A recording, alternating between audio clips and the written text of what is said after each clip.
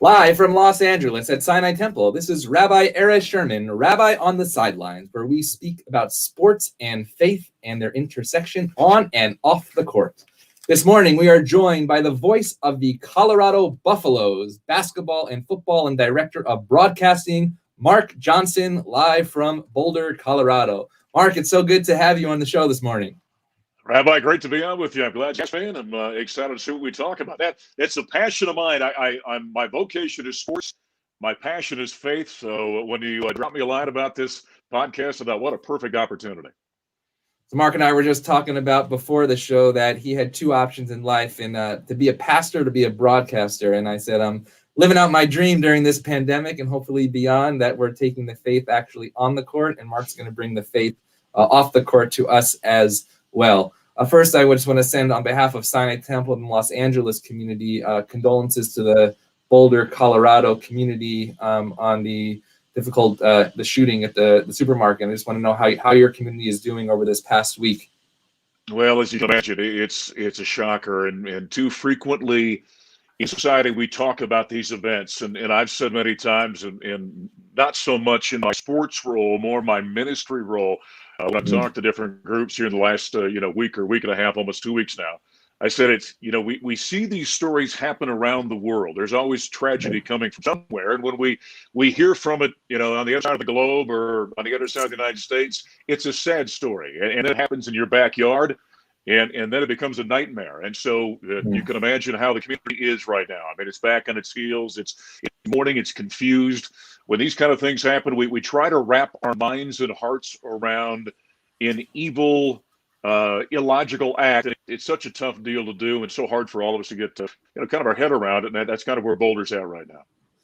Actually, in our tradition, we don't ask why, but rather when. And I can imagine that there's also, when these things happen, some acts of kindness and goodness that you see happen within the community as well. Oh, there's no question about it. And if you can possibly, in this unbelievably dark cloud, look for any kind of silver lining, if you will, there's awakening in people of some sort. Where they begin to think about humanity, which maybe in our day-to-day lives we get caught up in everything that's happening in the world, and you kind of forget about the fact that there's a human being next to you. Instead of just some jerk that cuts you off in traffic, it's actually a living, breathing human being that God loves. And so I think, that's something that is a positive of a tragic situation comes out of it. We begin to think about each other as human again. And I think that's an awesome thing.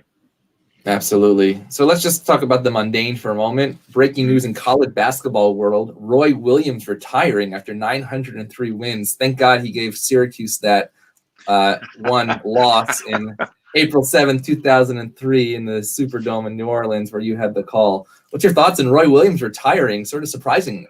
Well, it is and it isn't, from the standpoint that I saw a note today somewhere on social media where apparently recently he's been speaking openly about his concerns about college athletics. And we saw just yesterday with the Supreme Court looking at the paying student athletes issue and the name, image, and likeness coming up, the transfer portal, which I'm sure you'll want to get into at some point in time, but what that means for college athletics.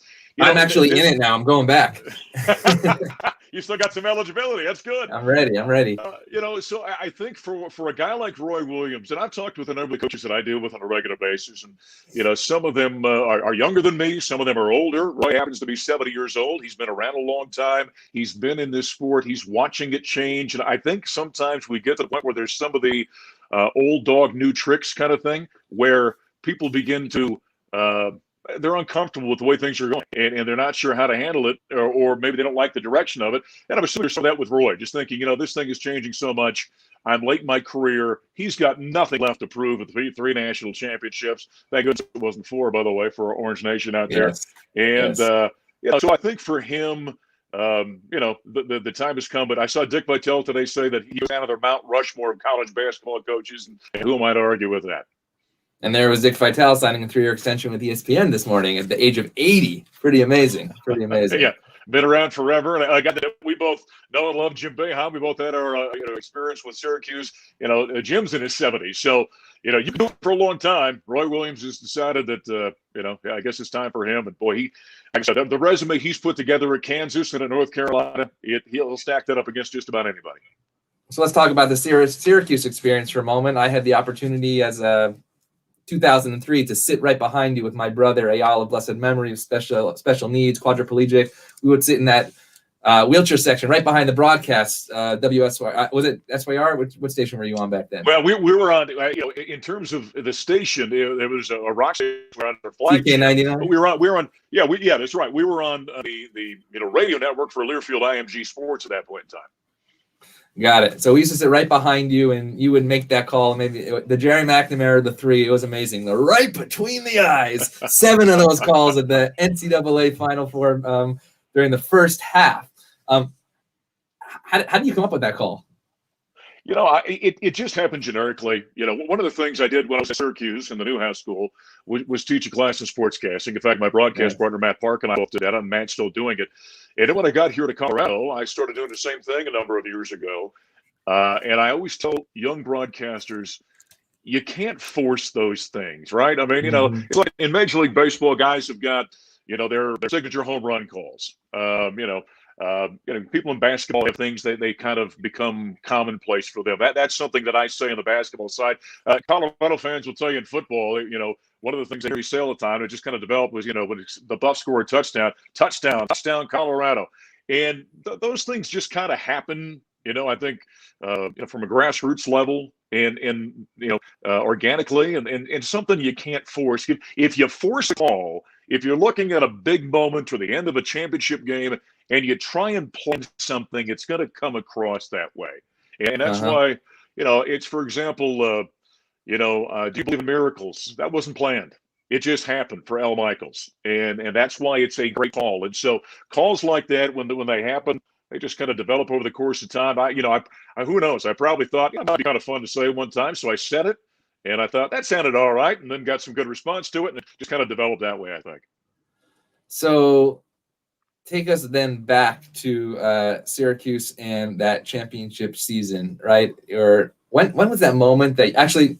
Sorry, I'm going to back up for a second. So when you take that thought of not having to plan it, but really it comes naturally and organically from the grassroots, take that now to the pastor side and the faith side. When you're preaching, how does that come about? Do you prepare a sermon? Do you prepare a wedding? You said you're going to be officiating some weddings in the summer. How does that come from the heart? Because I know the broadcast piece comes from the heart as well. Yeah, well, for me, the way of my faith, I'm not going to allow. It's so much more important than me calling a ball game of some sort. I'm not going to allow myself to maybe screw that up somehow. And so then I go into anything that I do in that regard. I go into it very prayerful, right? I sit down and really pray about the message that kind of has been on my heart, and then get into God's word and look at that and study and compare this verse to that verse and go between the New Testament and the Old Testament, from a Christian perspective. And I go into that with much more preparation in terms of the message than I would something like that. A ball game, you prepare for the game. You don't prepare for that moment outside of the preparation that goes into the game. Where when I'm thinking about a message, I'm very deliberate about that, getting ready for that, and knowing full well it's not going to be just. In fact, it should never be on me, because I'll fail every time if I'm the one that's going to be the inspiration behind that kind of message or concept. It's interesting because at the same time, I think what we do as preachers is also called sacred entertainment. One rabbi once said that if you're not enjoying that moment of giving the inspiring sermon, then how is the person in the pew going to enjoy that as well? So when you turn on that screen, and I said before that the Jewish community has finally met, religion and entertainment have come together during this pandemic as we can't gather in person. How do you do still have to give that inspiring call? You can't just read the words of your heart. It has to be acted out in a way that somebody's going to feel something on the other end. Yeah, no, I think there's something to that. I mean, anytime you speak, whether it be in a podcast like this, in a radio or television broadcast, when you're giving a keynote at some kind of rubber chicken event, or you're preaching, for the Lord. I mean, there's always a level of, one thing I say to my students all the time, if you sound bored, everyone listening is going to be bored. All right. I had very early in my career, Rabbi, I started out like a lot of broadcasters. I call it my long-haired infested disc jockey days. All right. I was on an FM station way back in the day, and I had a program director walk in one day when I was probably, 19, 20 years old. And he said that to me. He said, "Hey, let's put some energy in your voice, for goodness sakes." He said, "Those people out there are listening. They're having a tough day. They're going to work and paying bills and arguing with their spouse or whatever it might be. Why don't you put a smile on your voice and act like you're enjoying it, and then that'll come across in the air and brighten their day." And so that phrase I use all the time with my students, for example, put a smile on your voice. And people say to me, "Well, am I being fake that way?" No, I say to them, when you get real excited about something, you go running up to a friend, you go, "Hey, guess what's going on? This is big news in my life." You got energy in your voice, right? It's not fake. You're just excited about something. Well, learn to do that on a regular basis, and it just adds a little bit of life to, whatever your presentation might be. I love that. Put a smile in your voice. So even the smile that you can't see, your smile can hear. And I know you do it brilliantly on the radio as well. So talk about living your dream. You said before that you wanted to be a pastor or a broadcaster. Why does a young person growing up in North Dakota have aspirations of being a pastor? Young people that come in here don't often say, "I want to be a rabbi." They say, "I want to play in the NBA." And I say, "Maybe you should be a rabbi." But not many people say, how does that dream come about? Well, I'll tell you this, and to be totally forthright with you, there was the thoughts of playing in the NBA. I did play college basketball. And so when I got to the college level, and I'm a 6'5" two-man, kind of a wing or 2 or 3 type player who shot the ball pretty well, couldn't play a lick of defense, and wasn't overly athletic, I realized that there wasn't a huge market for guys like that in the NBA. So I realized that dream was over. But the broadcasting thing and the speaking thing has always been something that's been kind of of interest to me. I always kind of seem to have that calling, if you will. And I tell the story that my mom years ago found a first grade report card, and anybody that may grow up in the 70s and 80s, you remember they gave you numbers for these different marks, and one of them was the personal conduct mark, which was basically if you were disruptive in class or talked too much. Well, my old joke was 1 was you were a saint, and 4 means you were just shy of being a felon. And I'd always get about a 3 in that because my teacher wrote on there, "Marky is such a wonderfully nice boy, but he talks so much and he's so loud." And so I came from, Rabbi, a very quiet family, a very introverted family, that the idea of speaking in front of a group of people was just horrifying to them. And everyone else has probably heard the great old line that, in a study that says in America, the number 1 fear in America is public speaking. Number 2 is dying. And the old joke has always been, you'd rather be giving the eulogy than be in the casket, right? Yes. And so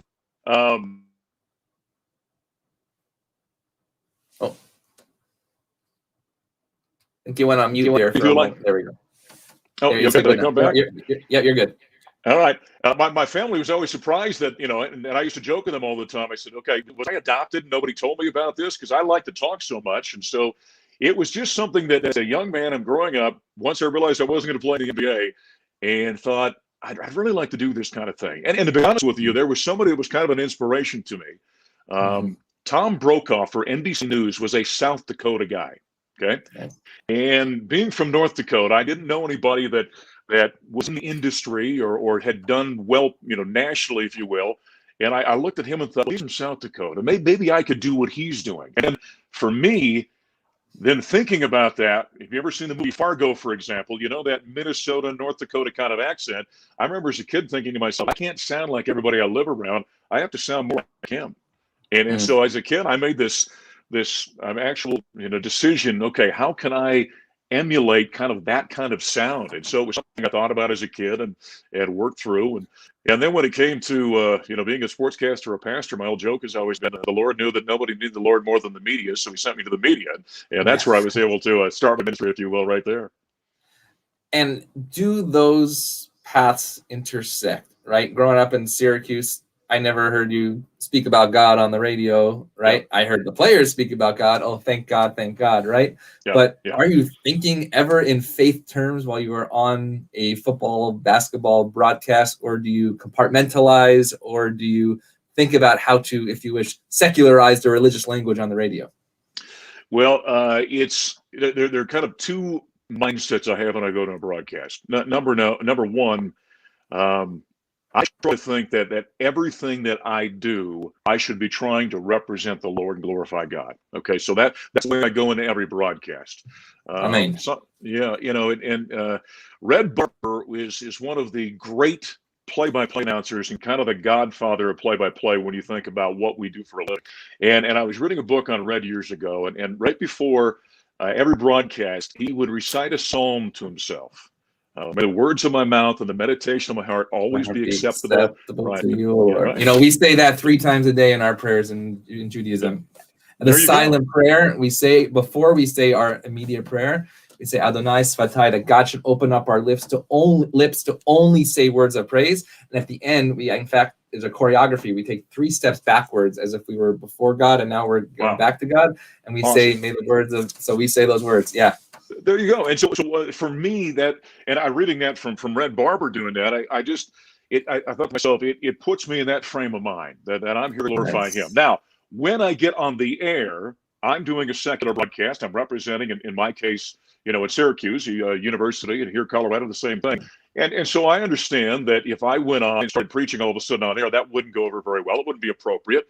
And so I understand that when I'm doing that broadcast, that's what it's about. And so I'm not veering off into those areas at that point in time. I'm just trying to do, in the New Testament says, may the word, rather, no matter if you eat, drink, whatever you do it all for the glory of God. And so I try to have the mindset when I go in and do a broadcast. Well, just know in 2003, you had a rabbi in training sitting behind you, and behind me was my father, who was also a rabbi in Syracuse for 40 years. So there were lots of prayers going into that broadcast in 03. Nice. I don't know if you remember the Pittsburgh Syracuse game when they rushed the court 3 times and Boeheim tell everybody to sit down, right? That was the most unbelievable game when Jeremy McNeil had free throws. He couldn't hit a shot all year, and he made those. Were you in the middle? Were you in the middle of the rush in the field or the court? No, I was actually honestly protecting my brother to make sure that we weren't being crushed. But I want to also talk about another piece of faith that you mentioned before, and that's the special needs community. You have a son, 24 years old, living with you with cerebral palsy, and that's been a large part of your life and faith. As I said, I'm a brother of a special needs individual who passed away in 2017, also in a family of faith. My father, my sister, my wife, and myself are all rabbis, and the special needs community has played a large part in that. Tell us a little about how Jacob has really influenced your faith and to put sports, if you wish, into perspective. Well, it's interesting, even to go prior to Jacob. So here I am, this young disc jockey, working in my hometown of Grand Forks, North Dakota at that point in time. And we get a call at the radio station one day. As stations typically will, they're looking, different organizations are looking for a little help, a little publicity. And somebody called up and just said, hey, would anybody there be interested in doing some public address announcer work for a Special Olympics powerlifting event? Nice. Well, at that time, when I was done playing college ball, I spent a lot of time in the gym, and the guy had a couple of roommates at that time, were single guys, and so one of them actually owned a gym, and I would work out there, and I thought, yeah, I'm familiar with that world, so sure, I'd be happy to. And so, isn't it interesting that I go and do that, fell in love with the kids, their hearts, their demeanor, the way they just every day they show up and just love everybody. They don't have any of those biases the rest of us and garbage the rest of us deal with. And I started doing that. It ended up being something I did a couple of times a year for about, 3, 4, 5 years until the career moved me around. So I got involved in Special Olympics, even though I had no connection to it from having somebody in my life that would have been involved. And then a number of years later, so that would have been in the early 1990s or 1991, right in that area. And then in 1997, my third child was born, and it's Jacob Johnson, who is to this day, a walking miracle. It was one of those deals where when he was born, I'm out making sure my wife was okay, and then the baby's here, and they're doing the drops and all the things they do. I went to check on my other two, her with a friend, and I'm walking back in, and they rush us into a room and sit down and say, hey, this is not good. Here's what's going on. And there was brain damage. He's got cerebral palsy. He's got a myriad of different issues that greatly and globally affect him. And, he might not live a week. He might not live a month. And here we are 24 years later, and he's still with us. And he's our forever child, as we say here. And that obviously impacted us greatly from a family perspective. I say about Jacob all the time, he's the greatest blessing of my life and the greatest challenge of my life, because Mm-hmm. there is phenomenal stress in the special needs world. And you may know this, through what your family did with your brother. I mean, the divorce rate in marriages in that world is off the charts. It's like 90%. It impacts an entire family. There are challenges. Um, Other children begin to learn that Jake's got special needs, so he gets more attention than the rest of us do from mom and dad, all those kind of things. And so it's an interesting dynamic you learn to work your way through. And I don't know how anybody does it without having some degree of faith in their life that they can lean upon, because I simply know that we're sitting here 24 years later and nearly 30 years with my wife. We would not be sitting here as a group if not for the faith in our life that gave us strength to walk that journey and accept all the challenges. So we actually have a motto that we take from the Psalms in our families. In Hebrew is Zeh Hayom Aseh Adonai. You probably know this one in English, but this is the day that God made. Nagila v'nismach havo, that we should rejoice in it. And I think your description of Jacob as a forever child is exactly what we do. And the sports community, at least in my own story, has been both an escape and also an inspiration. In 2003, in fact, Coach Baham invited my brother to go to the last practice at Manley Fieldhouse before you guys went to the Superdome. And in '96, when we made the Final Four, my brother was able to paint with a mouth stick, and he painted a picture of the team that he presented to John Wallace, Otis Hill. Don McNabb was a walk-on on that team. And I remember the team gathering together, and Coach Boeheim stopped practice, and my dad said, "Guys, I know what you're doing is important. You're going to go down to the Meadowlands. You're going to play, Kentucky, Mississippi State. But what you're doing right now is really what matters." And I think that stuck with me as a child, and I think it's leading to me in terms of this conversation as well. Yeah, it's awesome. It does change your perspective. I shared with you before we went on. I sat down with a coach one day years ago who shall remain nameless. He was struggling with the stresses of the job and the things you deal with, the pressures of being a coach of a major program. And I as I was trying to support him and give him some advice and reassure him and those kind of things, I did get to a point where I guess it didn't seem to be penetrating. And so let me give you some different perspective. And so I said, Coach, every day my wife and I, at this point in our life, we walk to the door and wonder, is today the day we open the door and Jacob is no longer with us? And I said, so I'm not trying to diminish what you're going through. I'm trying to give you perspective on things, because that's what having somebody like, in my world, Jake brings to my life, is that, the things we get caught up in and we get tied up in and frustrated about, and the traffic's bad and this bill's due, and my wife snapped at me, and all these silly things that we get worried about and frustrated about then kind of fall away, because in the large picture, because of Jake's perspective, I can begin to see that and understand those things really aren't that important. Exactly. And is he a sports fan? Does he love what you do, or does he watch the games, listen to you? He what he does, it's kind of funny, because obviously here at the house when I'm on the air, my wife will have the broadcast on, and so Jake's really there's some cortical vision issues within Jake, and he sees, but we're not exactly sure how and exactly how it works. But he's very, very auditory, and in fact, most of the time, if you ever saw Jake have a pair of earbuds in, he's listening to his King George. He listens to George Strait, the king of country music. He's got about 400 songs on an iPod. And so Jake's will hear everything. And so he might be in the other room, the broadcast is going on, but he'll holler out, touchdown, Colorado, or right between the eyes, or someone hears Dad do it on the radio. So he loves the sports in that regard because of the activity. And it's interesting. Jake's such a social human being. He loves the fact there's interaction and there's excitement going on. When we push him onto an elevator, he has to introduce us to everybody on the elevator. Hi, this is Mark. This is Susan. And so he loves the social aspect of what sports brings. So I want to bring you, because 2003 was an inspiring moment, literally in my life as a junior in college. And, nobody's ever lived that down. We're going to take you to one shiny moment and relive that moment for a second. And talk about that.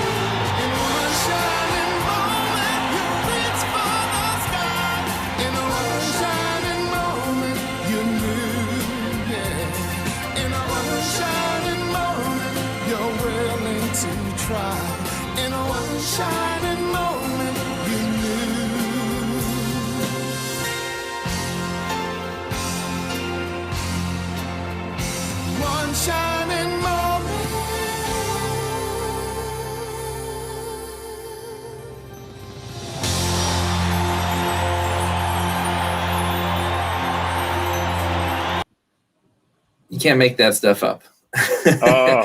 Unbelievable, isn't it? Yeah, I'm reliving it right now so many years later. What was that like being in that moment and having the responsibility to bring it to the world? Well, it's kind of funny. I'll give you a little background story on what happened that day. As a team works its way through the tournament, they obviously have very specific times that the players and coaches are available to the media. And so what happens is that gets limited as you kind of funnel towards the Final Four. And ultimately, the play-by-play guy becomes kind of this connection to the team. And so you're doing a lot of interviews. People want to talk about the basketball team and the game coming up and this and that. And so on the day of the championship, I'm thinking to myself, okay, I have to kind of curb this because it's really getting out of hand. I mean, I was doing 8 or 10 interviews around the country a day, and I got to get ready for the broadcast. We were doing a live television show. Oh, we signed, I don't know, 2 or 3 hours prior to tip off, and then I had to get inside or do the pregame show and then do the game. And there was a guy that was in Miami that I'd been on a show. For some reason, he had been kind of in love with the Orange for quite some time. All through the tournament, obviously, late regular season. Then he calls me up the day of the game after my self-imposed cutoff for interviews, and he says, hey, do an interview with me. And I said, I'm trying to get ready for the game. And he kind of persisted. Finally, I said, okay, so I'll give you 5 minutes, but then that's it. So we jump on the air, and we're talking about the game matchup with Kansas and all that. And he says to me, what are you going to say if they win? And I said, I don't know. I haven't planned anything. I'm just getting ready for the game, and I want to make sure everything's in the proper context. And he says, well, again, about the third time he kind of pressed on that question, I said, why do you keep asking me that? And he said, because it came to mind that whatever you say is going to live forever. And if you screw it up, it's really going to be embarrassing for a long time. And I ended up saying to him, I said, I've never been nervous to do a game my entire life until right now. Thank you very much. So I don't need to tell you how that game ended. So the ball goes out of bounds. We saw the block by Akeem Warwick there at the very end. So the ball goes out of bounds with mere seconds remaining. And my partner, Matt Park, is saying something. And it crosses my mind what that gentleman had said to me. And I'm thinking, oh, my goodness, now I got a chance to think about this. So let's not screw up what you're about to say. And so thank goodness I didn't. And it turned out all right. And the Orange won the game, and they're national champions. And that's a moment I will never forget, because those things don't come around very often. I guess let's just play-by-play voice of football for Alabama. They don't come around very often. And so it's a treat to be able to say that I did that in my career. When did you realize that team had it? I remember the Oklahoma game, or Oklahoma State, when, down whatever in the second half and come back with that full court press and Jeremy McNeil blocking in the back. When did you realize this was going to be special? You know what, and this might surprise you, and you'll remember this, being a big Syracuse fan. Remember there was about a 4-day span, and I may not have I think we played at Michigan State on a Sunday CBS game. And then later in the week, was it midweek or so, played at Georgetown and won those 2 games. And that was about the time I remember talking with my partner and Polly Sibilia, who was our engineer and our producer. I said, fellas, I think something's going on here. This thing's got a chance. And you knew right there, because remember, the Orange were coming off an NIT appearance the year before. Went to the we're in the third place game. We're in New York for the Final Four of the NIT, but didn't make the championship game. Really had been reworked. Carmelo Anthony comes in as the #1 recruit in America. And, you hope he's going to be what the hype is about, but we know the way this works. I remember his exhibition game against Nike Elite. I was there. He scored 30 points. I'm like, this kid's ridiculous. And you realize, okay, he is what they said he was, but you never know that sometimes. And so when he got there, you're thinking, well, I think they're going to be pretty good. We didn't know a thing about this kid from Pennsylvania, this Jeremy McNamara, and what he was going to be. And so you weren't sure. So as the season wears on and not ranked early on, and you're working your way through the year, thinking, well, they're pretty good. Jimmy in his 2-3 zone, that thing seems to be working. Well, Akeem Warwick's such a great player, and Craig Forsythe anchor, and McNeil inside. And the way I always said was the thing that tied that whole thing together. His leadership and the left out in the front of that 2-3 zone was always so phenomenal. So it was about midway through that season where I thought, that's pretty good. And then that swing between Michigan State and Georgetown, I thought there might be something special here. Nice. So let's go to the Big East of the Pac-12. Sitting in Los Angeles here, down the street from Pauley Pavilion. Everybody thought it was Big Ten's time, and all of a sudden, all these teams get in from the Pac-12, UCLA and USC to the Elite Eight. Mick Cronin comes here, first or first four out to Final Four in. What is going on? You're a Pac-12 guy now with Colorado Buffaloes. Yeah. Well, I think we're going in and out. Can you hear me, Mark?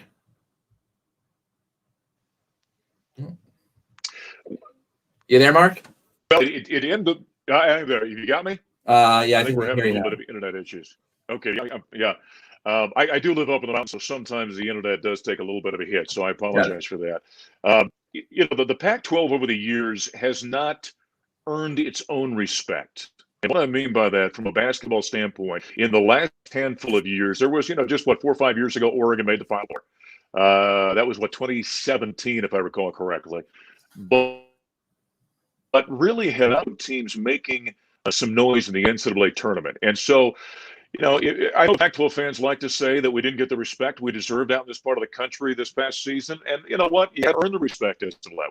What have you done for me lately? And so, as the season wore on, I began to watch. I knew Colorado was a good team. I really thought the Buffs were a legitimate top 25, potentially a Sweet 16 level team, which they certainly were this season, with maybe the best point guard American, McKinley Wright. And then USC obviously was loaded. UCLA had talent on it. Now the Oregon State thing came out of left field for all of us. There were some solid players out there, but they were picked 12th, finished 6th, did beat the Buffs in the Pac-12 title game. But it was good to see, and it just goes to show. And I say this all the time about that 2003 Syracuse team. Were they the best team in America? Well, I don't know. They were one of the top, 7 or 8 teams in the country. And then they began playing to their potential through the month of March, which is what you have to do. And so this league caught fire at the right time. Absolutely. So are we going to be raising a championship trophy here in Pauley? You know what? I don't think so. And it's not that I'm cheering. It's not that I'm cheering against the Bruins. To be honest with you, Gonzaga is unstoppable. I just think, I said all year long, when you looked at college basketball, I've said there was a 1A and a 1B. That was Gonzaga and Baylor. And then there was the rest of the field. And Baylor, although, in the Final Four, playing some pretty good basketball, kind of tailed off a little bit there at the end of the year, had a couple of hiccups. But Gonzaga right now looks phenomenal. And I'm hard-pressed to believe, unless half the team gets a case of flu here in the week between the Elite Eight and the Final Four games, I just don't know how anybody's going to beat them. I was on a show this morning, in fact, and a guy said, is there any way anybody beats Gonzaga? And I said, listen, anybody can lose, but it's going to have to be one of those games where, despite the fact they're the number one two-point field goal shooting team in America, they're going to have an off night, and somebody's going to have to be out of their mind on fire. And if that happens, you could see an upset, but I'm just hard-pressed to pick against Gonzaga. Yeah, and actually we had Andy Katz, Seth Greenberg, and Dan Schulman on this show over the last 2 months, and they all said Gonzaga, Baylor. It's going to go down to that, which would be really interesting. But as you said, prayers do work, and may our words be acceptable to God as the Bruins go into go into this weekend for sure. As we conclude, out of this pandemic, and like you said, you did like one game in person. What, if you wish, I won't say the silver lining, but rather the blessing. What is the blessing that you have found that, some coaches said cancel the season and it shouldn't have happened. Others say it should have happened. What's your thoughts in the blessing that sports has been able to bring to our lives these last 11 months? Well, we've all needed some semblance of normalcy, something to do. What I've always said about sports is, as much as we enjoy it, it gives us an opportunity for 3 hours on a Saturday or Sunday afternoon for a football game, or a couple of hours on a Wednesday or Thursday night in the middle of, January, in the doldrums of winter, to get our mind off of, the troubles of the world, and just enjoy a game where we can cheer for our team, or, a dog cuss the referees, or whatever it might be. And so I think there's great value in that, with all that we've all gone through in the last 12 to 13 months now. And Rabbi, I'd say this as well from a faith standpoint. When we look and if you're in the Old Testament, the New Testament, the people that we read about in God's Word lived their faith every single day. They lived it. It was their DNA, right? And in modern society, we don't do that. And I do wonder if the past 12 months. Now, it's not going to work that way for everybody, but I wonder if it's brought many people back to their faith a little bit stronger, and thinking, I do need the Lord in my life every single day. And so away from the sports playing service, I'm hopeful, and I pray about that's a big part of what we come out of the back end of this COVID pandemic with, that people have returned to their faith and returned to the Lord. Yeah, I mean, people are returning to Dodger Stadium, but next Saturday, they're in fact returning to our sanctuary, and it's going to be a fascinating experience. I mean, the clergy, the rabbis have literally spent 12 months looking into a camera, hoping that people are hearing these words, but now to be able to see the expressions on a face, have the feeling of community. I mean, within our own faith, you don't do it alone, and that's what I know you've expressed through your own family, through your own faith experience. You do it within community. We actually need that together. So, Mark, it has been an absolute pleasure to re-meet you after the 2003 season. I do hope that when you get down to LA, we'll also be able to come to our synagogue right down the street from Pauley, a little further from USC, but just right across town, and enjoy our faith experience together. And looking forward to hearing your calls on the upcoming Colorado basketball season, or not upcoming football season and basketball season as well. You have a blessing for us to end our podcast this morning. Well, it's been a lot of fun. I really look forward to it. It's always fun when I can reminisce about that phenomenal 2003 season for the Orange. That's always a welcome opportunity. And then to talk some sports and talk some faith, like I said, those are two passions of my life. So I've enjoyed it greatly. Thank you for having me.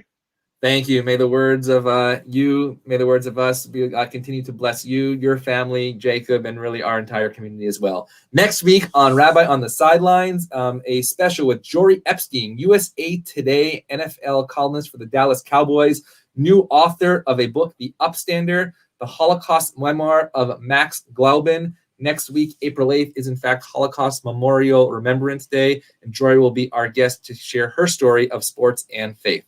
Thank you for joining us, and Rabbi on the Sidelines. Have a great week.